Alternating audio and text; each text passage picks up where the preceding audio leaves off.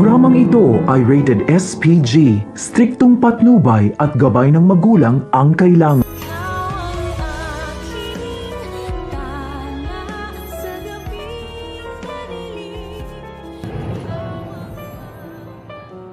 Mga kaibigan, narito nga ang mga maiinit na eksena na ating aabangan sa Abot Kamay na Pangarap na siyang nangungunang serye sa hapon.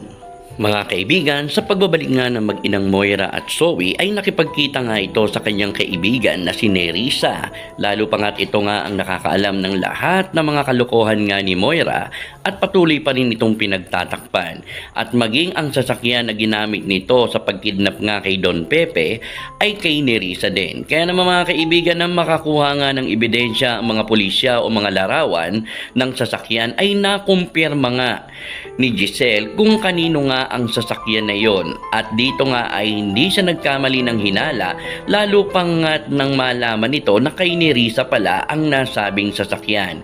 Kaya naman mga kaibigan, sa pagkakataong ito ay agad ngang ipinahuli ni Giselle itong si Nerissa upang nang sa ganon ay mapagbayaran naman ito ang kanyang kasalanan, lalo pat natukoy na nga na sa kanya pala ang sasakyan na iyon. Kaya naman mga kaibigan, sa pagkakataong ito, dahil nga sa takot ni Nerissa na makulong ay tila ilalaglag nga nito ang kanyang best friend na si Moira, lalo pangat ayaw nga nitong masangkot sa gulo. Subalit may usapan nga sila ni Moira na kahit na anong mangyari ay hindi magsasalita itong si Nerissa.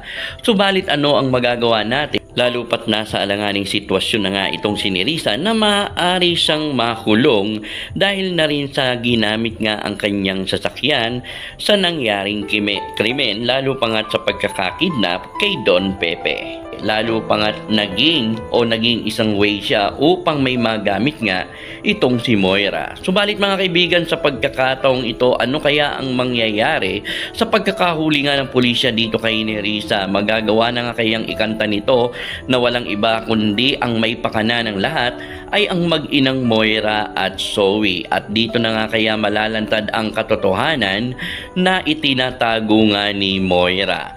Kaya naman mga kaibigan, sa pagkakataong ito, sino kaya ang magiging kakampi ni Moira sa pagkakataon na ito, lalo pa nga't maaaring malalagay na nga sa alanganin ang kanyang sitwasyon kung sakaling magsalita nga itong si Nerissa hinggil nga sa pagkakakidnap nga kay Don Pepe. Kaya naman mga kaibigan, ating abangan ang mga umiinit na eksena sa Abot Kamay na Pangarap, lalo pa nga't patuloy pa rin nalulusutan ni Moira ang kanyang krimen. At sa pagkakataong ito na nahuli nga ang kanyang best friend, magagawa kayang malusutan ito ni Moira kung sakaling mapilitan na nga ito na magsalita itong si Nerissa at sabihin ang lahat-lahat ng kanyang nalalaman hinggil nga sa buong pangyayari. Kaya naman mga kaibigan, ano po ang inyong masasabi? Makakatakas nga kaya muli itong si Moira sa tulong nga ba ni Eric?